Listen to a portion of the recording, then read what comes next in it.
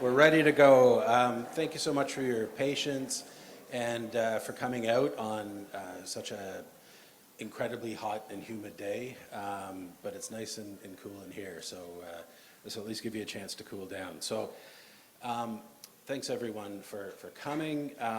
And before we start, I'd like to acknowledge the Algonquin Nation, whose traditional and unceded territory we're gathered upon today. And that's not just something we say at Carleton.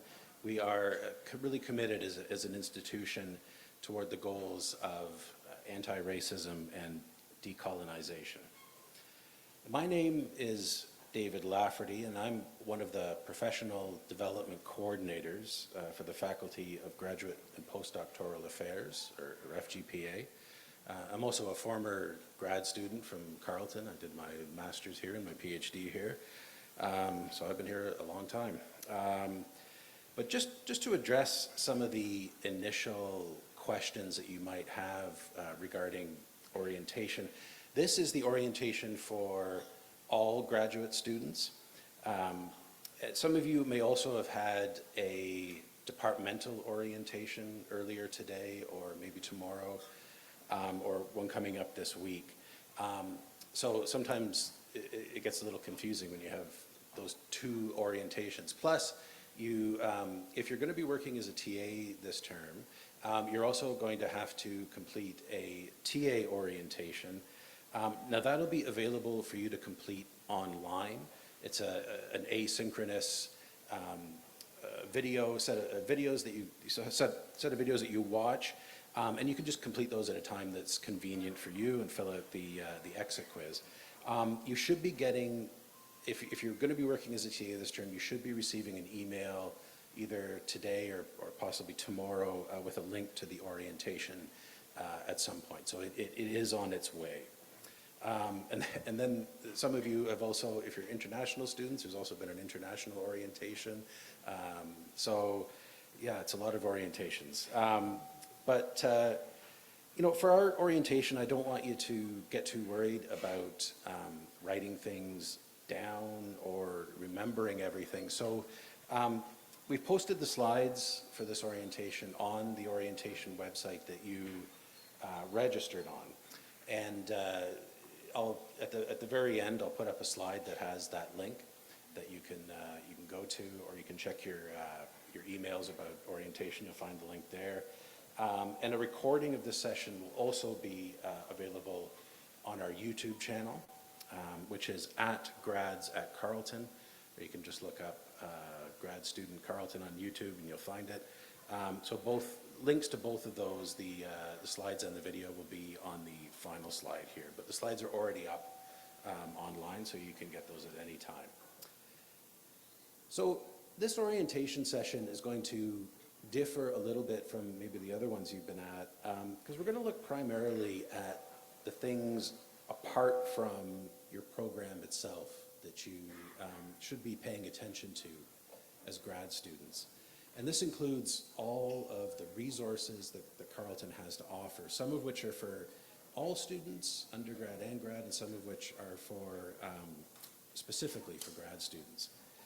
And you know, if there's one idea I hope you'll come away with today, it's that these support services and resources for graduate students, these are not something entirely separate and supplemental from your program, but they're really crucial in allowing you to thrive as a grad student. Your studies will, of course, be your focus, but your life as a grad student is something that you really need to organize and shape with intention, using all the resources at hand. So at the beginning, I'm just going to talk a little bit about that as a way to sort of frame the speakers that we're going to be hearing from. Oh, there's my name. So this slide, you'll see what you might describe as the sort of solar system of graduate studies. So in the center is your program of study, as it should be. But circling around it, we have a number of areas that are very important and complementary as well. And these are administration, academic support, professional development, and community and health. we're going to be addressing each of those today. So administrative functions for grad students reside largely within the Faculty of Graduate and Postdoctoral Affairs. At any point, if you have questions about your program or getting it completed, just ask. And I'm gonna, yeah, there we go. You know, the worst thing that you can do is, if when you're going through your program, is when you have questions, is to be silent, because then that lets things get out of hand. You want to make sure that you're on track at all times. So, you know, please feel free to come up and see us at 512 Torrey, or send an email to graduate.studies@carleton.ca. One very, very important thing I want to point out about FGPA is that on Thursday you should be receiving the first of your weekly newsletters from FGPA, if you've not received one already. And it's called The Graduate at Carleton. This newsletter contains stories about research going on at Carleton that relates to graduate studies, announcements, and really important dates and deadlines. So it's essential to at least, I think, read through the headlines every week to stay updated on what's happening at FGPA. And I think reading this every week kind of be your baseline of involvement with FGPA. And that'll keep you in the know as you move forward. So academic support is next. As graduate students, you're going to be carrying out research, and this is not something that you can easily do alone. You need resources, and you need to know how to use them. And so I recommend making Macodrum Library your kind of home base. It's probably my favorite place on campus. It's located right beside this building, has great hours, a Starbucks, and lots of places to sit and chill out and work in quiet. But even more importantly, there are librarians and other staff who can help you with almost every aspect of research within any discipline. So really talk to the people who work there. You know, ask for guidance, because they're all there to help you. And we're going to be hearing from them a little later too. Oh, I should mention as well, under academic support, when it comes to research and writing, we also offer thesis writing support through FGPA. So this is not support for editing your thesis or telling you what to write, but it's really about helping you sharpen your arguments and your thesis structure, and to deal with organizational problems. Kareem Abouawad, my colleague, one of the other professional development coordinators, he offers one-to-one sessions, and I recommend making use of them if you find yourself getting stuck in your writing.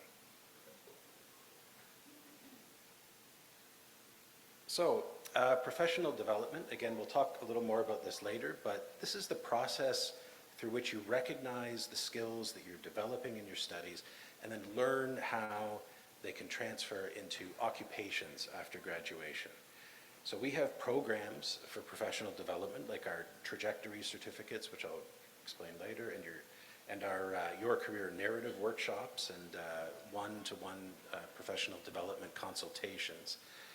And these are all very graduate student specific.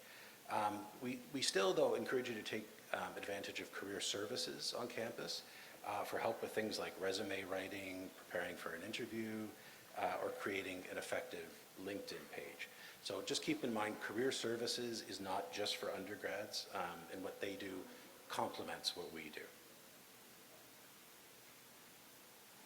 And then finally, the other aspect that you should, of your grad student life, that you should pay attention to is community and health. And this is getting involved in clubs or associations, just going out and having fun, just taking time to hang out with other people. This is never a waste of time. You know, this can give you the energy and the inspiration that you need to keep going in your studies. You'll find graduate work has a way of sort of expanding to fill any spare time that you have. So you got to make sure not to let it do that. And it's also important to pay attention to your physical and mental health. You know, I've seen, you know, many successful students who treat their graduate work like a 9-to-5 job, and I think that's a very good way to approach it. So they work hard during the day, and when they get home, they can, relax a little bit, or on weekends, relax and recharge a little bit. Now, there's always going to be crunch times when you have to just go full blast, for sure. But I think this holds as a good general principle to follow if you want to maintain some kind of work-life balance.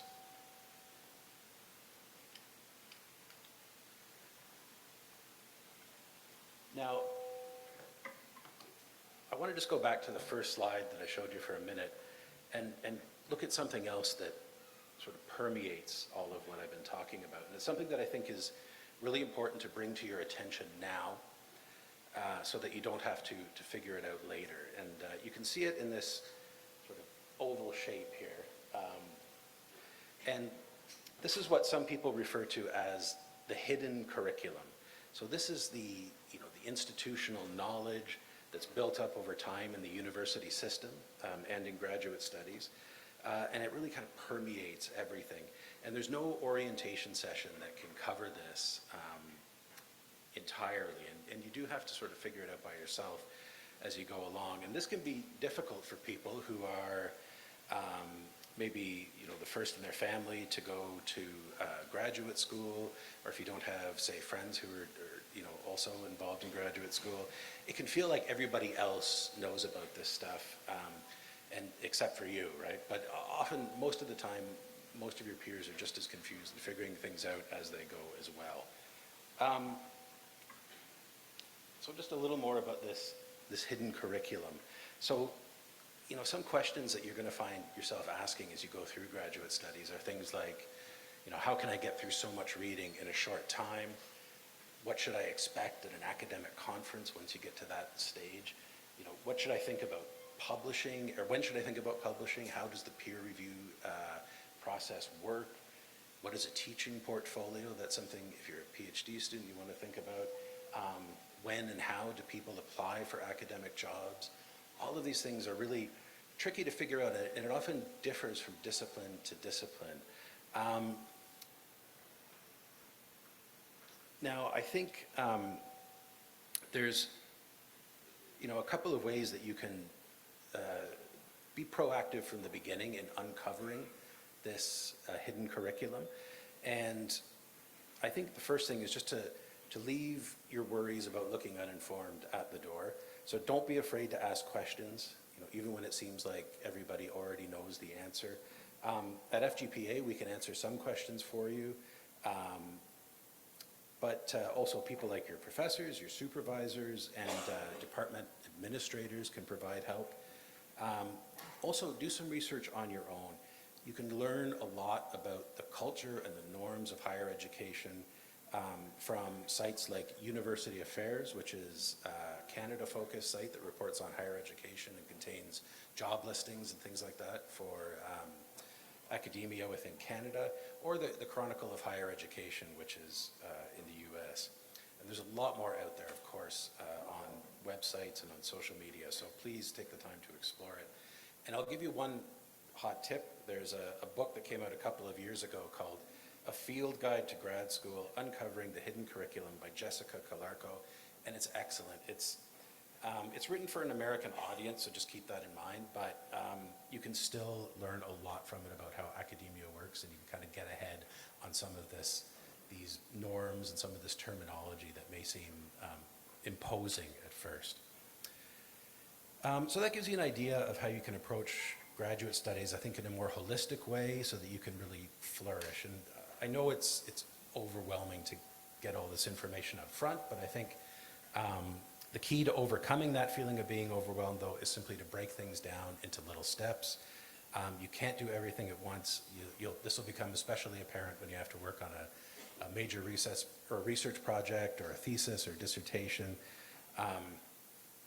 And all you can do is just kind of get up every day and go step by step. Keep doing that, and you'll surprise yourself when things get done. So now I'm going to turn things over to a number of speakers who are here to both offer you a welcome and to provide you with some further details about grad studies at Carleton and some specific services that are available to you. So our first speaker is Dr. Patrice Smith. Dean of the Faculty of Graduate and Postdoctoral Affairs, who will offer a welcome from FGPA and provide some advice on meeting academic challenges as a graduate student. So, come on up, Patrice.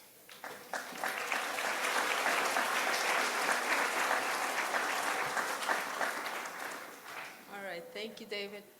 Welcome to Carleton, everybody. Good choice. All right, I can say that with confidence because I went to Ottawa U. All right, so this is your first week, let's say, at Carleton. Hopefully you're having a good first week so far. Just as a way of getting a sense as to who's in the room. Who's from Ontario? Okay. Who's from elsewhere in Canada? Okay. International students in the room?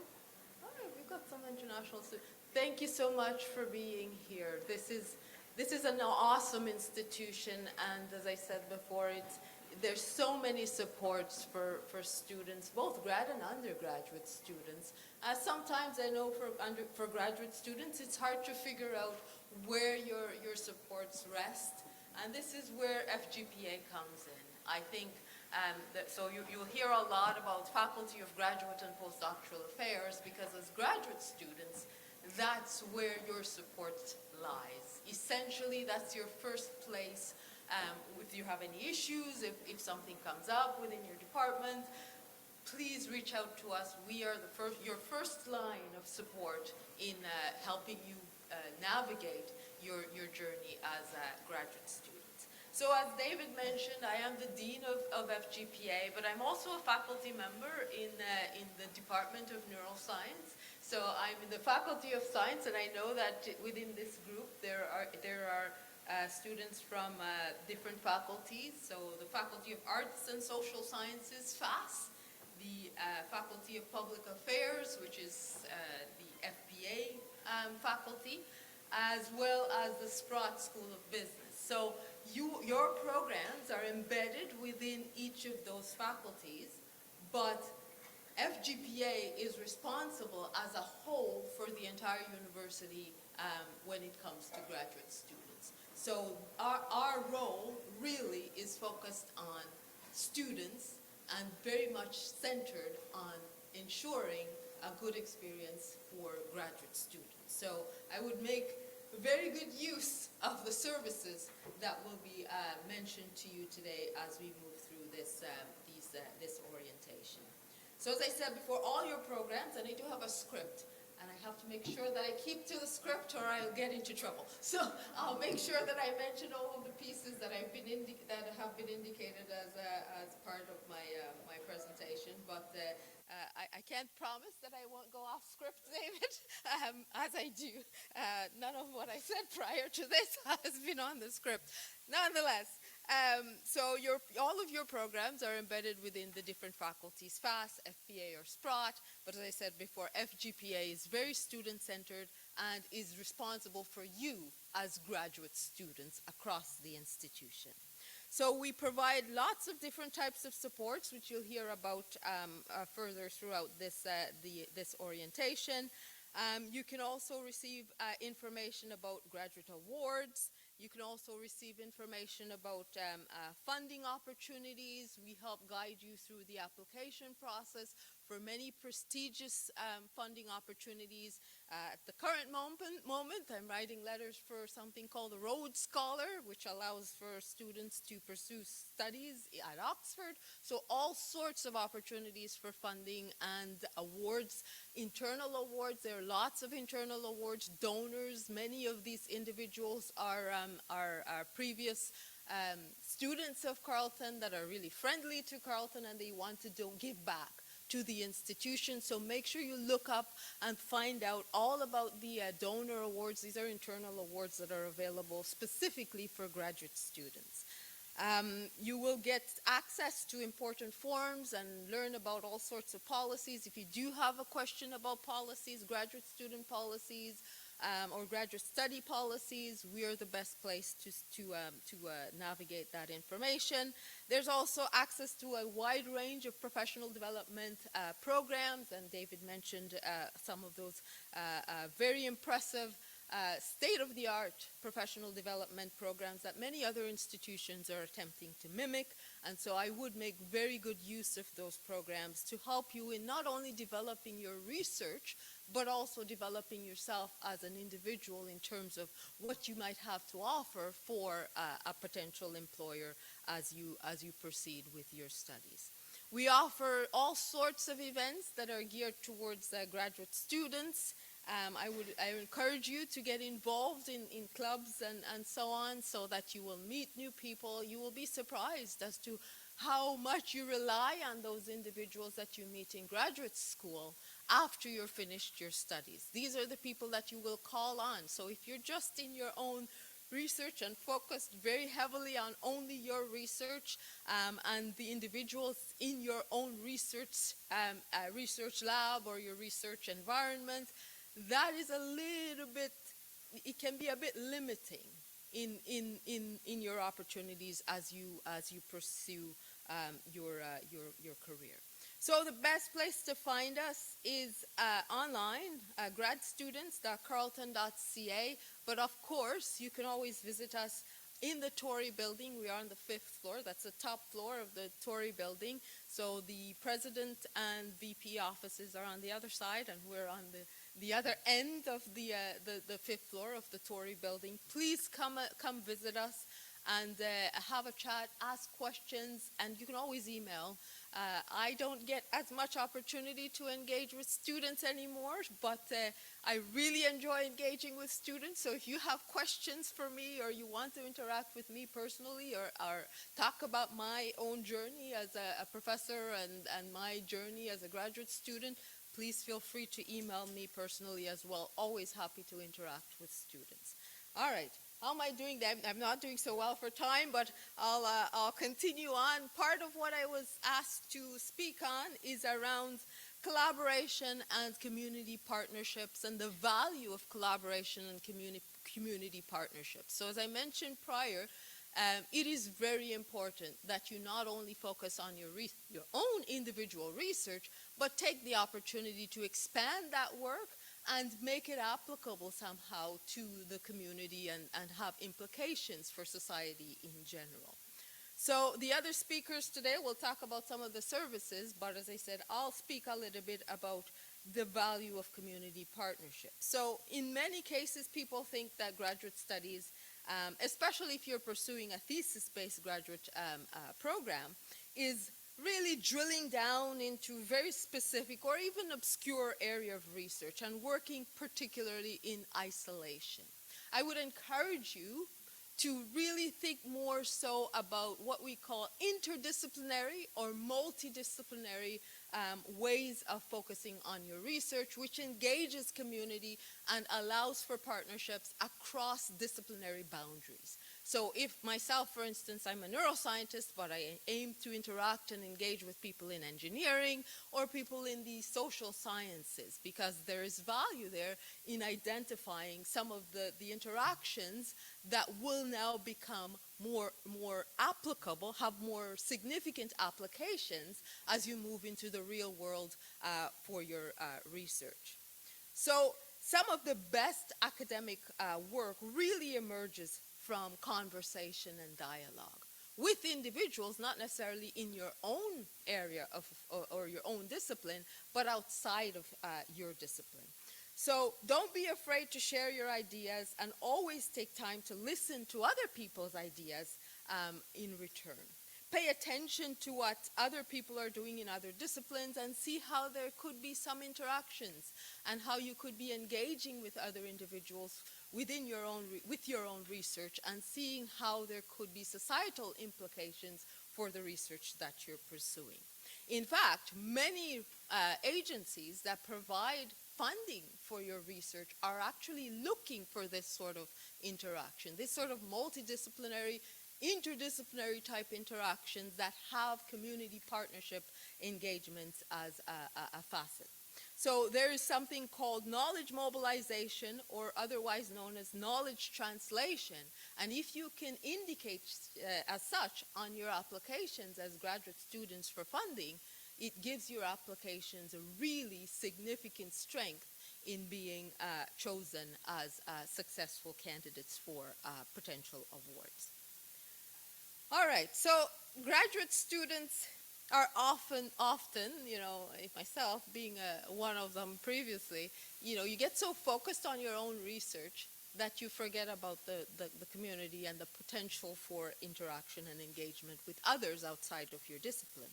So it is very important that you really attempt to see your research within the broader context of societal implications. And so I encourage you to take the challenge to grow as researchers as you start to pursue your research efforts. And throughout your time here as graduate students at Carleton, even though you are just starting, you can really start out strong by setting out a path to provide for very significant interaction and engagement, not only with faculty and students within your own program, but outside of your program, which will indeed provide for significant opportunities for advancement as you move forward in your graduate training. So I'll end by saying I wish you the very best in your graduate studies at Carleton, and I hope you will visit us at FGPA. As I said, Torrey, 5th floor, room 512, is it? 512. If you'd like to speak with me at any point, I take questions if you have them at this moment, but I'm also open to accepting email. My email would be indicated somewhere on our website as well. Always willing and interested in engaging with students, and my very best wishes for graduate studies at Carleton. Welcome, as I said, great choice.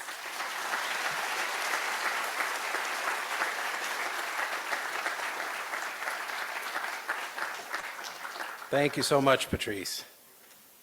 Okay, so our next speaker is from the Graduate Students Association. GSA, or Graduate Students Association, is a long-running student union at Carleton that advocates for and provides services to all grad students. I just wanted to say, before I have them come up here, that one of the secret havens, I think, at Carleton that you should take advantage of if you can, is the GSA Lounge. So that's on the 6th floor of Nadayanan, the building that houses the food court and Roosters. Roosters is also great, by the way. They have really nice couches up there that's quiet for studying and hanging out. You can kind of escape the undergrads rushing around for a little while. So it's just a great little haven. Anyway, I'm going to turn it over to a representative from the GSA.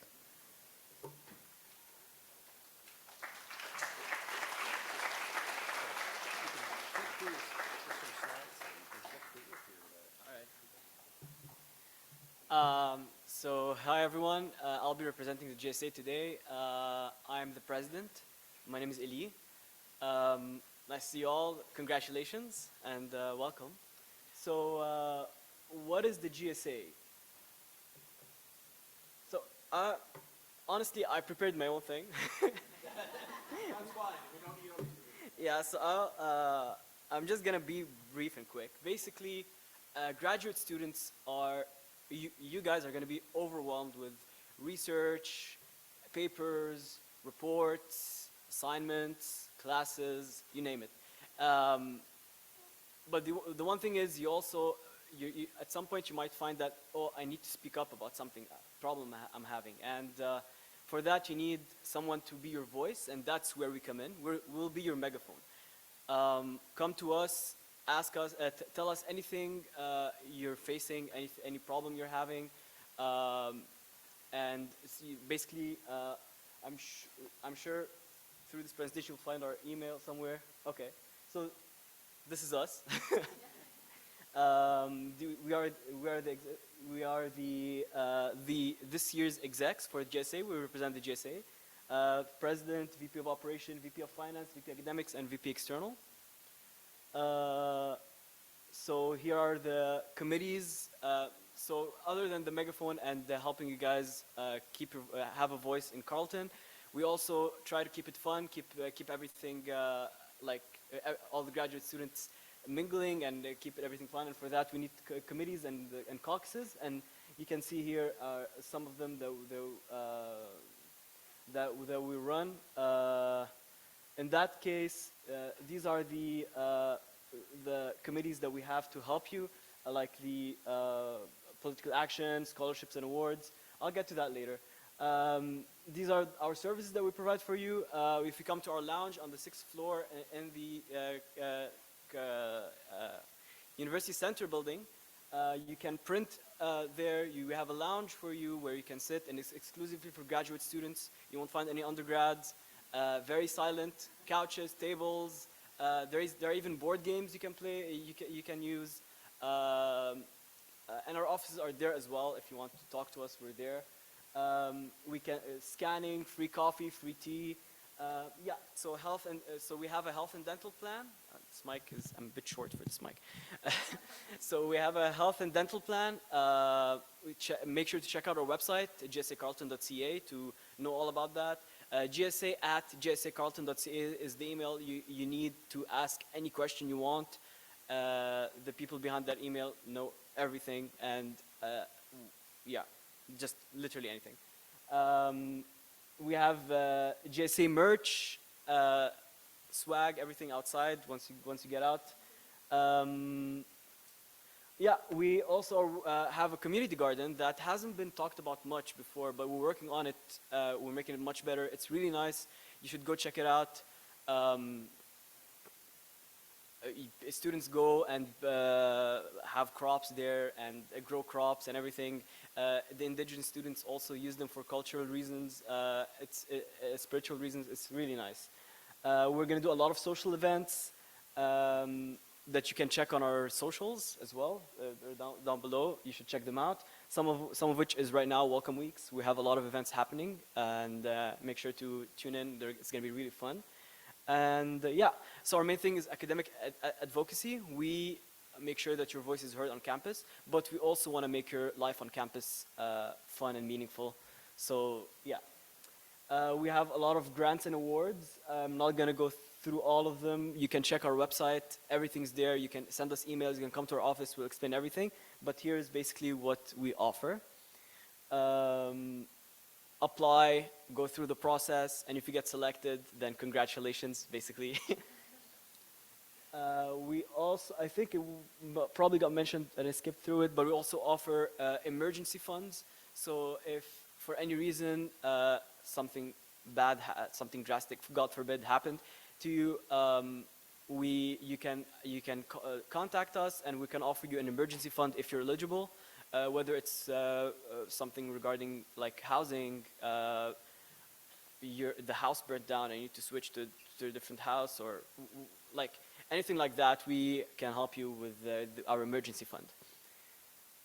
Yeah, so just before questions, I'm just going to say we also have a pub called Mike's Place on the 2nd floor of the University Center. You can sit down, mingle, grab a beer. With your friends, with your professors. It's really fun, really nice. My organization requires the device to restart.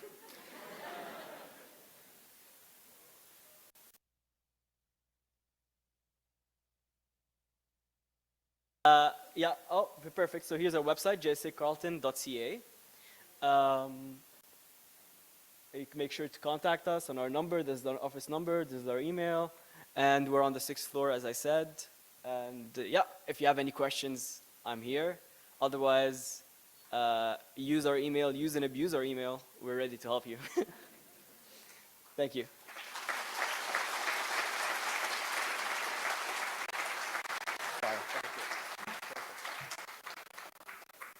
Thanks so much. All right.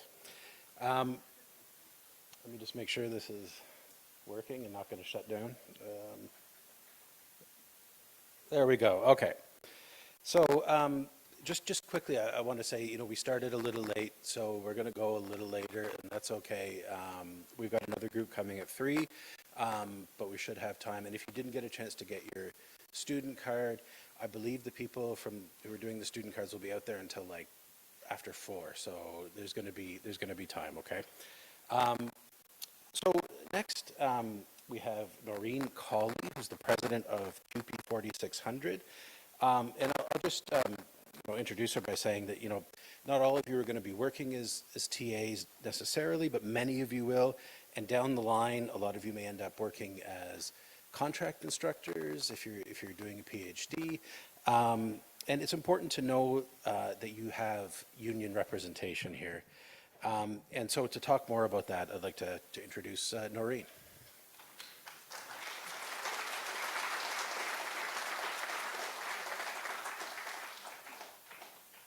David, did you make me slides too? No. Okay. So hi everybody, my name is Noreen Cawley-Lefebvre. I am a PhD candidate in the Department of Geography and Environmental Studies, and I also TA in geography, and it's my 3rd term as president of QP 4600. So QP stands for the Canadian Union of Public Employees. We are the largest union in Canada, and QP 4600 is the largest union on campus. If you are a TA, a teaching assistant, an internally funded research assistant, or a service assistant, you are automatically a part of our local. And if you are interested in becoming a member of the local, if you can get a TA-ship in this first term, you will be part of the priority pool of TAs. So if you hear about some of the benefits associated with union membership and you're interested, I would encourage you to try to get a TA-ship this term. And you can get one after this term as well, but there's specific benefits if you get a TA-ship in the first term. So welcome to Carleton. And welcome to QP 4600 if you're a TA. We've been at Carleton since the late 1970s, and we're one of the first academic locals in Canada. We have a long history on this campus, and we're very happy to welcome you. Last year, our union negotiated a new collective agreement. So every 3 years, we bargain a new collective agreement, and perhaps as you accepted your offer to Carleton, you heard about the strike that was happening on campus. So Unit 1 members and Unit 2 members walked the lines together for almost 2 weeks. We got historic new gains to our collective agreements that will benefit you this term. So a couple of things. So some things that we had before that I think are important to know as a teaching assistant. So you're here for your studies, but if you are working as a TA, you will also have deadlines that you're responsible for. If you have a major assignment or an exam, and it falls within the same time period that your marking is due, you can talk to your course director, who you're working for as a teaching assistant, and if there's a major exam, you have an extra 5 days. You have to let them know, and you might have to assert that collective agreement right, but it is yours, and it's 3 days for assignments.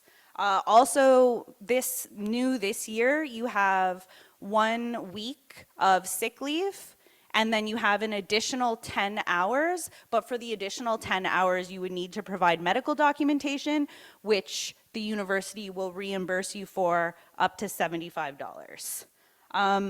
Your first paycheck won't come until the end of September, but September can be a hard month as a grad student. We know that on Carleton campus, 80% of the food bank usage is grad students using the food bank.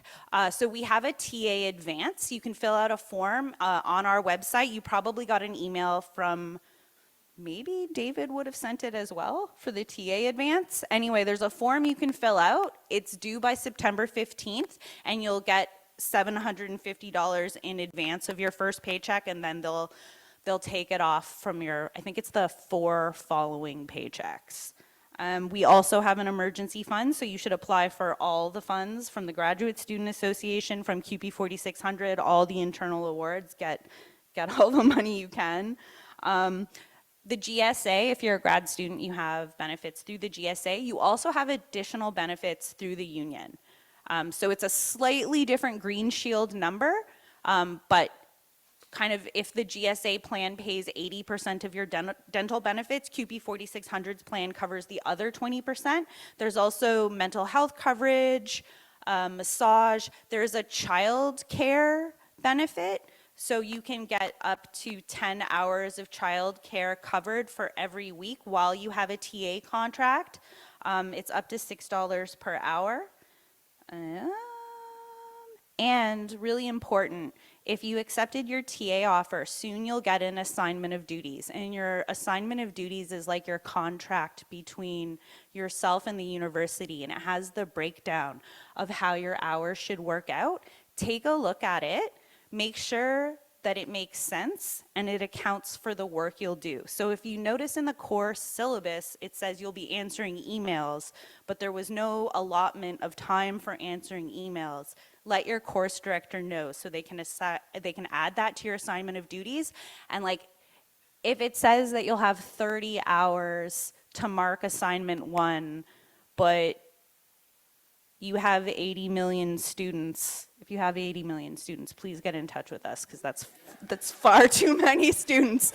But if it works out that you have 1 minute to mark each assignment, you might want to point that out to your course director. It seems impossible, and you can negotiate that. Another thing, as a member of a union, there are certain legal protections you're afforded. Every worker in the country is protected under the Employment Standards Act, but if you're a union member, you're protected by the Labor Relations Act. So one of the things that you'll notice on your paycheck this term is you get 4% vacation pay, but on top of that, you get an additional 3% holiday pay. And if you want to be my friend, come talk to me about holiday pay at the table outside, because that was a huge win for our local. It cost the university millions of dollars. Patrice, you know what I'm talking about. We'll be at the table outside. Please come and get a t-shirt, get a bag.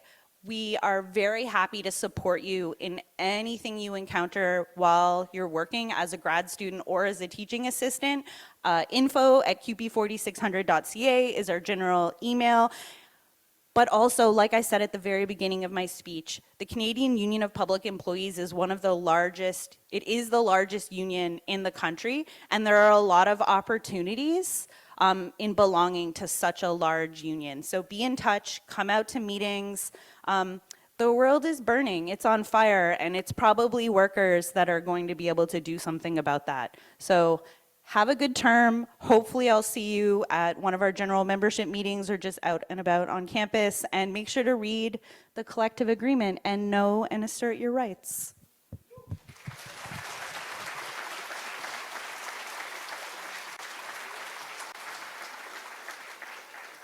Thank you so much, Noreen.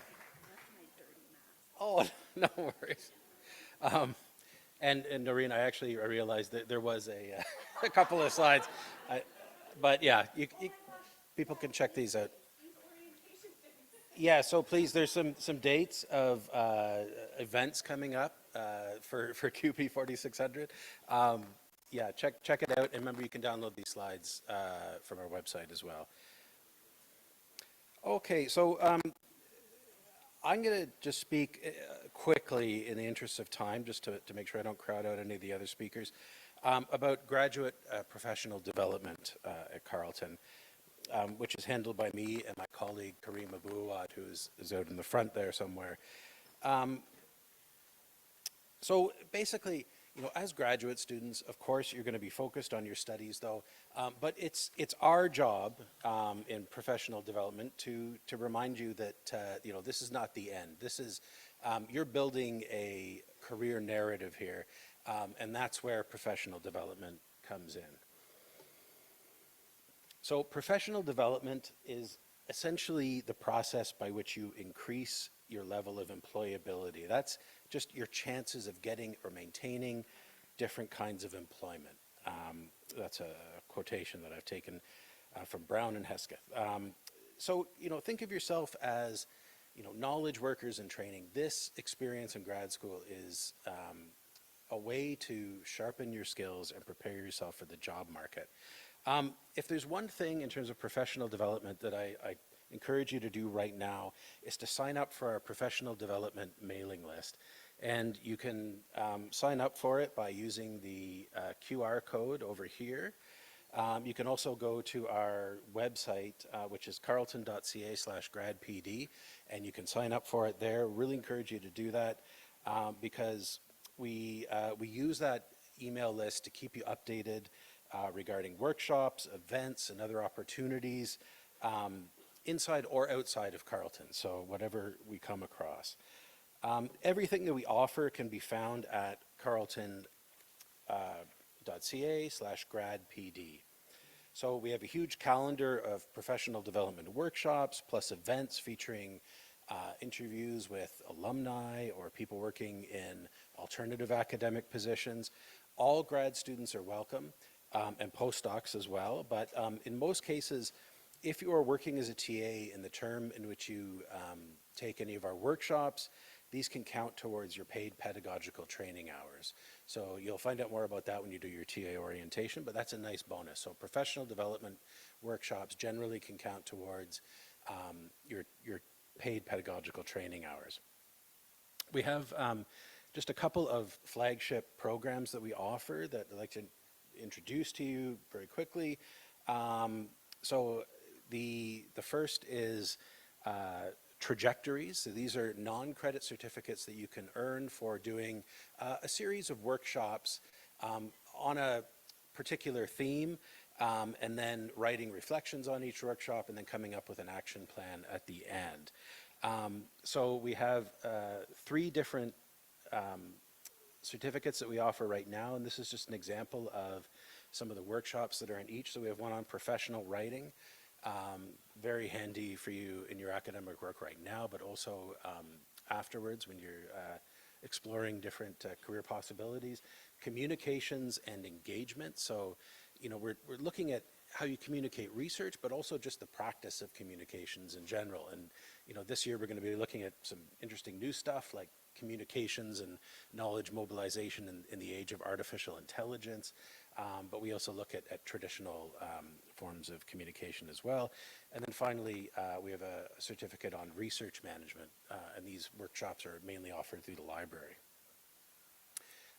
We're going to have on September 14th, we're going to have a Q&A about the Trajectories program. So if you're at all curious, just really encourage you to come and check that out. Again, when you download the slides, you can click on that link and it'll take you right to the event. We also have Your Career Narrative workshops, which are a series of workshops. This is not a certificate or anything. And by the way, any of these you can just take as one-offs. You don't need to do a whole certificate or anything. You can just take them one by one if you want. We look at issues like professional identity, skill self-evaluation, exploring the job market, networking, artificial intelligence and careers, or creating an individual development plan, or IDP. This is one of the best tools that you can use to organize your professional development. Finally, we also organize the Carleton 3MT contest every year. So this is a contest that challenges graduate students to communicate the key concepts of their research. It's a major research project, thesis, or dissertation in a presentation of 3 minutes or less. So this is a photo of our 3MT winner from Carleton, Georgia Lowen, at the provincial 3MT competition at Queen's University this spring. It looks a little intimidating being on the stage here, but she did a great job. So some of you may be interested in doing the 3MT this year if you are far enough along in thinking about your major research project. But some of you may want to wait, you know, maybe think about this down the road, but just please keep that in mind. Anyway, there's a lot there to think about in terms of professional development. We encourage you to take part in it as you go through your program. It can help give you the inspiration that you need to actually make your normal program work even more interesting, because you're going to be moving towards a larger career goal. You're going to have that in mind. You'll have an idea of where you're headed and the skills that you're developing along the way. So that's it for me for professional development. I'm just going to turn it over to some people who are going to talk about the library. You know, when it comes to your academic work, I think Macodrum Library should be one of your key resources. And we have a couple of representatives from the library who are here to speak to you about how things work there and the services that they provide. So we have Joanne Rumig and Yoel Rivard.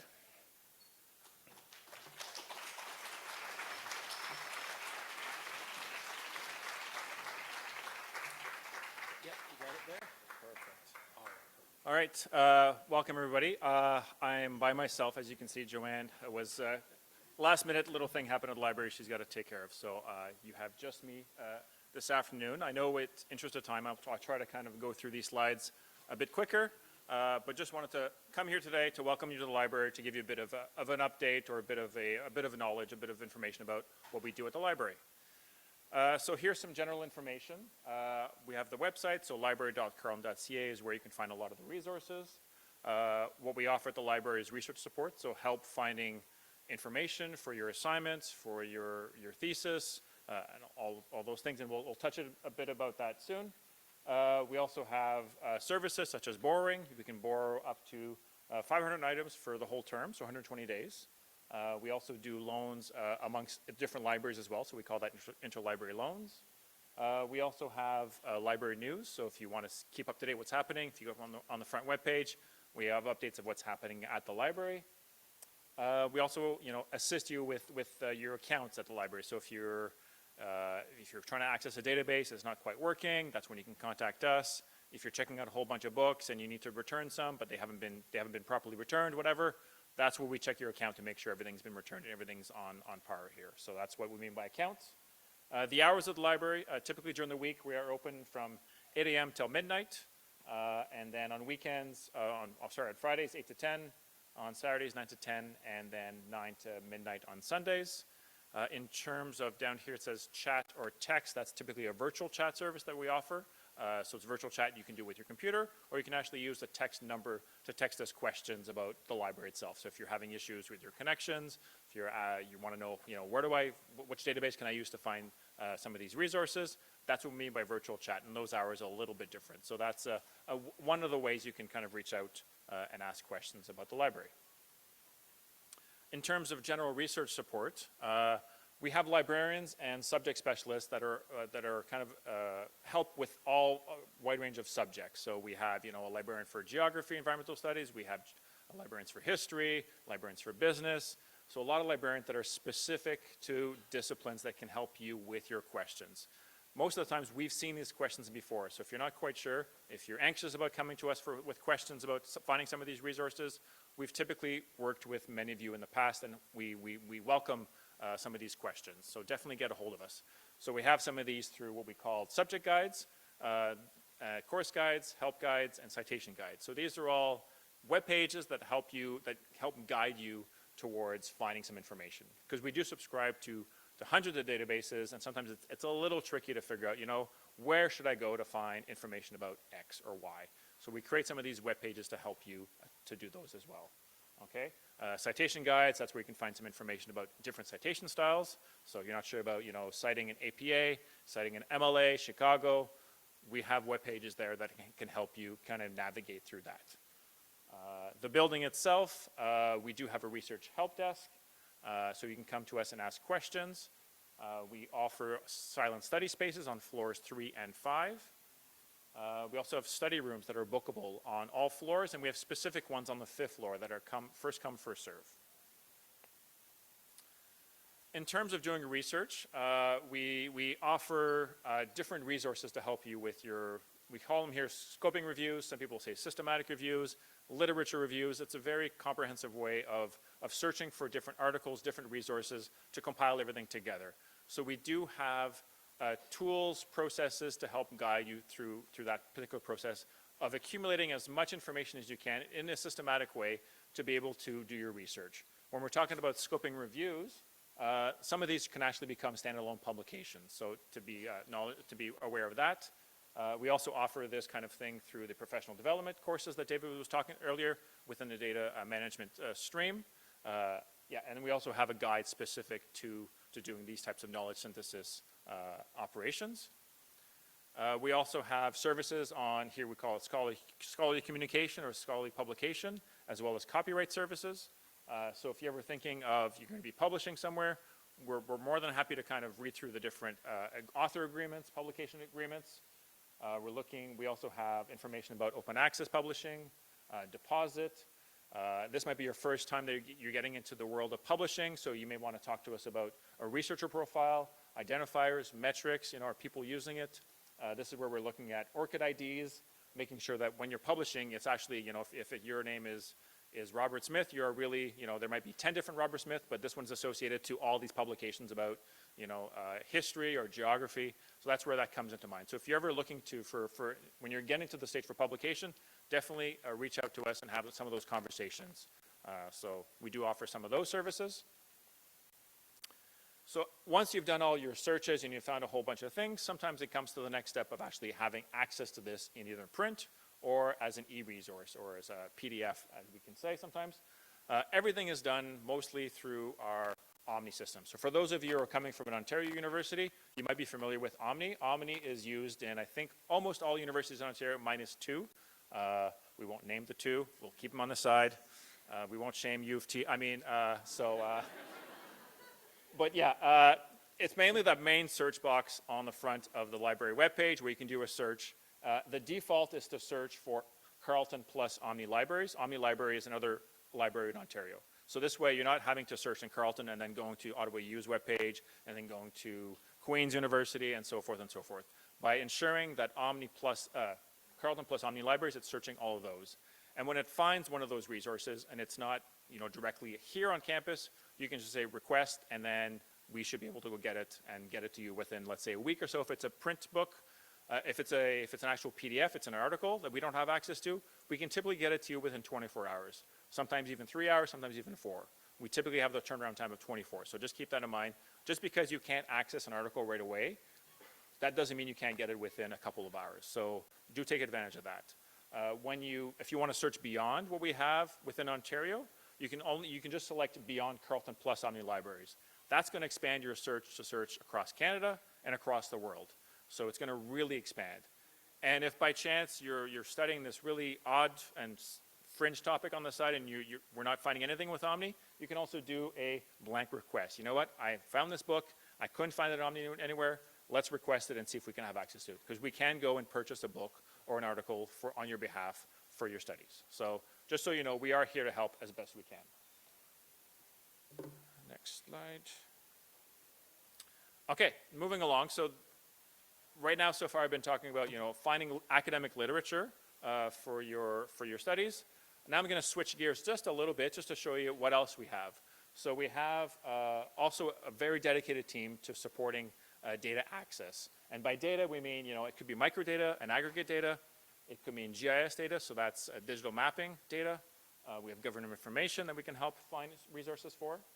And we do a lot of help with that. We're very fortunate. Over the summer, we had some renovations on the first floor, and we've just about completed a computer lab that will allow us to do a lot of these consultations, these workshops. So if you'll notice on the first floor of the library from the tunnel entrance, there is a computer lab now just on the right. It should be open hopefully by next week or the week after, where we can start using that. We'll start having workshops in there, a lot of things related to quantitative data with SPSS, data, with qualitative data in vivo, as well as with the GIS data sets as well. So stay tuned for some of those. On campus, we are very lucky. We also have access to the Research Data Center. So the Research Data Center is what I call the data jail, to have access to confidential StatsCan information, that's microdata administrative data. To have access to some of these data sets here, you need to go through a rigorous process and an application. So it's not like, oh, tomorrow or next week I want to go and have access to this data. It takes months to actually apply to have some of these data sets. And you need to be familiar with some of the different microdata sets that are available out there to be able to make that request. So just to keep that in mind, it's very non-anonymized data. So it's very confidential data we have access to. So there is a rigorous process to have that. But we're very lucky and fortunate to have an actual research data center on campus. Many universities don't, and we do. So that's very great. And then we have services for research data management. Why do we have this? Well, most tri-agencies now require this. And we've just last week published our institutional document that kind of outlines all that. But really, it's just a data management plan. How are you going to manage the data that you collect? And data can be anything, right? It can be information that you're collecting from surveys. It could also be information that you're collecting in a different way. Whatever information you're collecting, you need some form of data management plan. And a library can help you kind of set that up. We also have web pages that guide you, so you can even read some of those. So it's really managing the whole life cycle of your data collection and preservation and access for further moving forward. Okay, so I've been here for about 5 minutes or so, but on September 14th, from 1 to 3, we are joining up with GSA and having a more intense session from the library, where we'll be having some presentations and then some chatting that we can do afterwards. So from 1 till 2 is an in-person/hybrid or in-person/remote, a virtual presentation on searching and finding, introduction to library services, some information about literature reviews that I talked about with scoping, citation management tools, and some information about scholarly publishing. And after that in person, then we can come around and chat with different folks at the library that provides services on data, GIS, knowledge synthesis, citation, book arts, you name it. We are here to answer more questions a bit more in depth than today. Okay? And I think that's it for me. Thanks.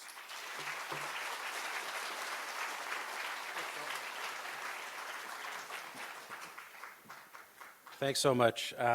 So we just have 2 more people to speak, and I'm going to next ask Magda Georgescu to come up. Magda is a registered social worker and graduate student counselor who is here to talk about health and counseling services and mental health. And I know we're going a little late here, so if you do have to go, you can go. We're going to keep going until we're done, and then we're going to go on to do the session all over again. All right. Magda, come on up. So how do I move the slides? Pardon? How do I move the slides? Yeah, so that one you use. Okay, thank you. Oh.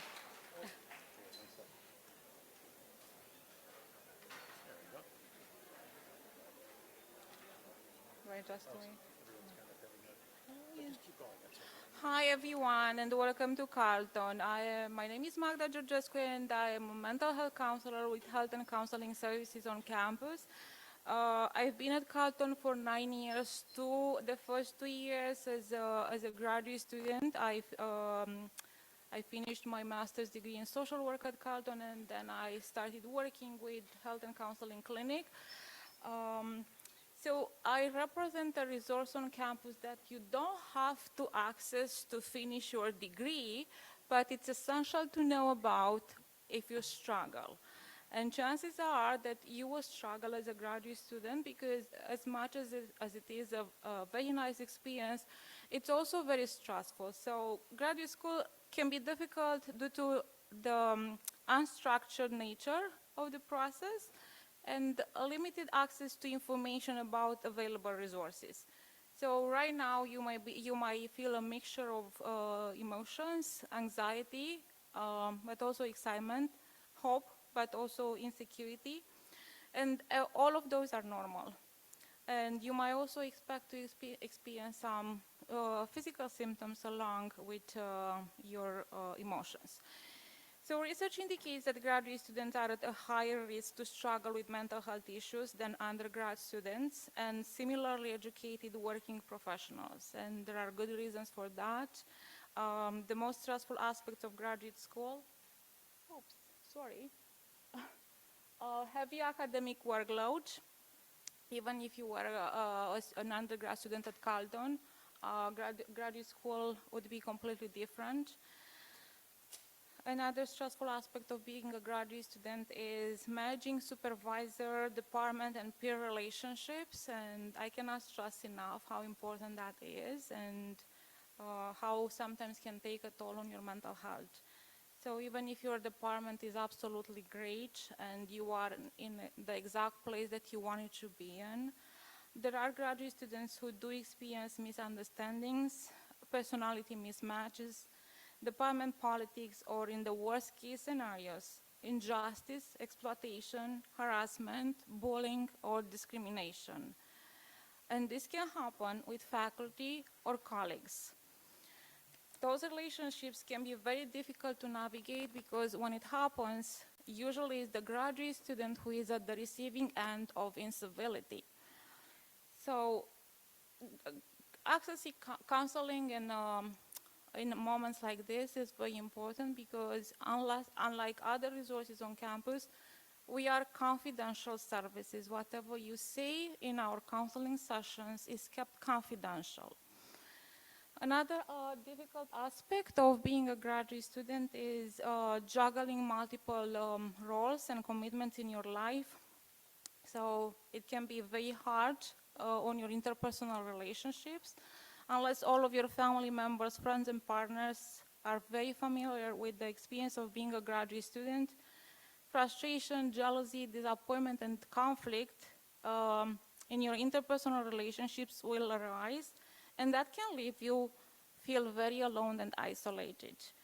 Financial difficulties is also another stressful aspect of being a graduate school. There is no secret that being in grad school is an investment in your future, but for the duration of your graduate studies, financial difficulties are to be expected. Tendency to seek, and imposter syndrome. So this is a very, very common experience for graduate students. You are not a graduate student if you don't experience imposter syndrome.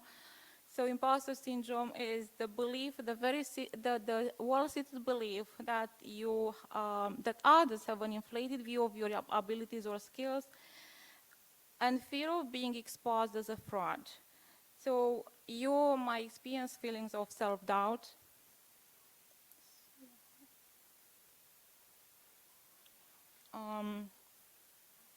and inability to take credit for personal accomplishments, tendency to seek external validation, sensitivity to criticism, rumination about a less than perfect performance, and constant focus on shortcomings. So just very few tips that are about how to survive graduate school that I want to share with you. First and foremost, be aware. Be aware that emotional difficulties may arise, and build a strategy to cope. And the best time to build a strategy is now, at the beginning of your studies. So be aware of the fact that graduate school is more like a marathon than a sprint, so you need to train differently for that. You will need to pace yourself, make self-care a priority, and conserve your energy sometimes, even though you will feel like you could run faster or work harder. It's very important to preserve your energy. Build a support network. Try to reach out to your supervisors and peers. And again, the relationship with, you are an active agent in setting the tone with your supervisor or research advisor, and try to develop an honest relationship with your research advisor. Ask to have a conversation about their expectations and each of you working styles. Reach out to your advisor when you don't understand or need help. Anytime you put it off, you make it harder to do it. So if you are procrastinating, and you will find yourself procrastinating on your research, on your writing, on your assignments, try to identify what gets in the way, including how you feel about that, and also try to make an active effort to address those barriers. Take notes of your accomplishments. It's easy to forget when you struggle. Try to focus on what you can influence, like self-care, personal skills, and strengths. Remind yourself you are not alone, even if this is how it feels. And very important, locate and access resources available to you. So how do you know when it's time to seek extra support? So you might notice some signs that indicate that you struggle, like lack of energy. Oh, sorry, too quick. Okay. Lack of energy, diminished motivation, difficulties concentrating, sense of overwhelm by daily tasks, sense of hopelessness and helplessness, tendency to socially isolate, failure to maintain connection with supervisor, failure to maintain a routine, and resorting to unhealthy coping skills. So it has to be a change to your usual self. Sometimes the struggles are ongoing, and it becomes the emotional baseline of the student. So they cannot recognize the fact that there are some problems. Some of the benefits of accessing counseling, as reported by graduate students, are it's a safe space for graduate students to talk about their emotional issues. As I said, everything is confidential. You receive validation for your experiences and stress responses, support to find a healthy balance in your busy lives, learning to identify signs of anxiety, depression, burnout, and relational stress, learning to contextualize and gain perspective on your individual experience, learning new skills to manage emotional distress, and learning to cultivate a compassionate mind to assist you through difficult times. So how to access counseling? It's pretty straightforward, even though it doesn't seem like, but I think David is gonna share the information with you. So we are located on a different corner of the campus on Carlton Technology and Training Center. We work between 8:30 to 4:30 Monday to Friday, so you can show up in person to book an appointment. You can call, or you can book online if you download App Patient on your phone. So it's important for you to know that we offer specialized counseling. We have a couple of specialized roles: racialized student counselor, trauma-informed counselor, international student counselor, graduate student counselor, indigenous counselor, and so on. We also have a crisis counselor. So if you find yourself in need of immediate support, you just show up in person in our clinic or call and indicate that you might have a crisis and you need immediate support. And I think that's all on my end.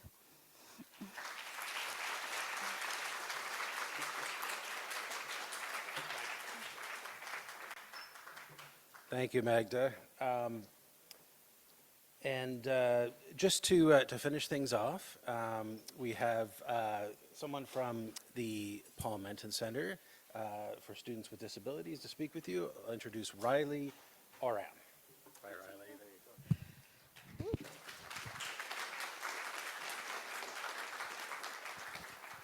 Hi, everyone. Okay, I know we're getting real tight here, so I'm actually going to skip the main slides and just kind of throw some info at you. We did have a little video that we made, but we'll skip it just so I can get you all the main information. So I am a disabilities coordinator and learning strategist at the Paul Menton Center. So the Paul Menton Center is a disability office here on campus. What essentially we do is we put in place appropriate academic accommodations for students that have disabilities. And I think for when folks think of disabilities, they automatically think of visible disabilities, but we do serve students that have both visible and invisible disabilities. So that can include mental health disabilities, it can include physical disabilities, and also mobility disabilities.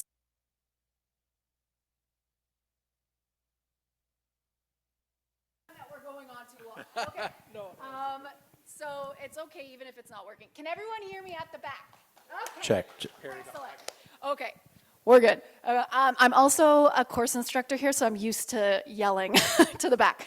Okay, so essentially, if you are someone that does have a disability, it can be either diagnosed or undiagnosed in the sense that if you aren't sure where to go or if you have questions about how we might be able to help you out, you can still contact us, okay? Because then we can at least kind of give you some recommendations of who to talk to, different documentation that you can get to register for our services. But if you are someone that may have been diagnosed in the past with anxiety, depression, autism, ADHD, or you might even have migraines, you might have celiac, those are all different things that you can register with us for, and there's a wide variety of accommodations. We try to provide accommodations based on functional limitations versus diagnosis. So The accommodations that you might get may look very, very different depending on what your disability is, but essentially what you would do is obtain documentation of your disability. You would reach out to our front desk, which is the PMC at carleton.ca, or give them a call, and then you would be sent over some pre-intake paperwork, and then you would meet with someone like myself, or me maybe, and we would put some accommodations in place with you after having that initial intake appointment. For graduate students, accommodations can look a little bit different. So a lot of you folks probably don't have exams like undergrads do. So a lot of times when we work with graduate students, it's just a level of support. One thing that we don't have a formal accommodation for that grad students use a lot is extensions on assignments. In those circumstances, what we would usually do is just provide, again, another extra layer of support and advocacy for the student if they did require that type of accommodation. So although it is more kind of informal in nature, it's kind of nice to know that you have someone who would be in your corner and would be able to communicate with your professor if you needed them to. So academic accommodations themselves are supports and services that are provided to help students access the curriculum and be able to be successful. We don't interfere with academic standards or integrity, but again, we are there to support you and help you out to remove barriers that are associated with your disability. We also have a couple groups and different supports that are available, so I'm going to pitch those really quick.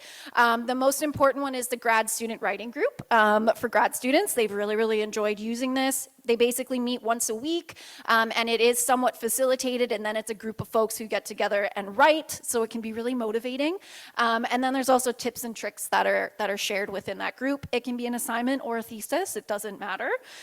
We also have learning strategists. We have an ADHD and anxiety group that, again, will meet once a week. So if you're interested in psychoeducation about different things that have to do with ADHD or anxiety, you're more than welcome to attend them. A lot of grad students do.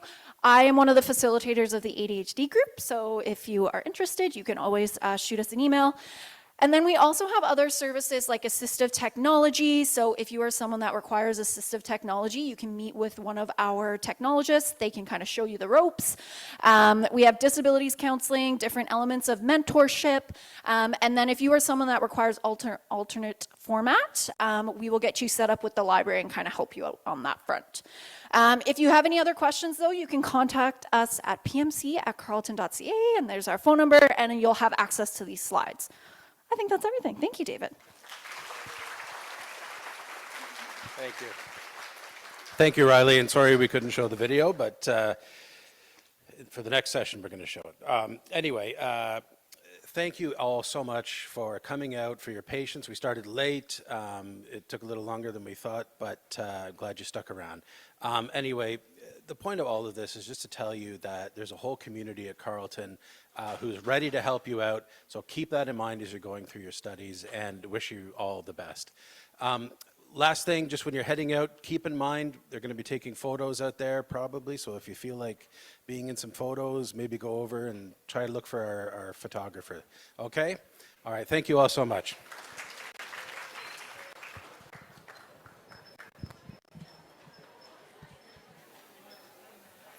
Hi there.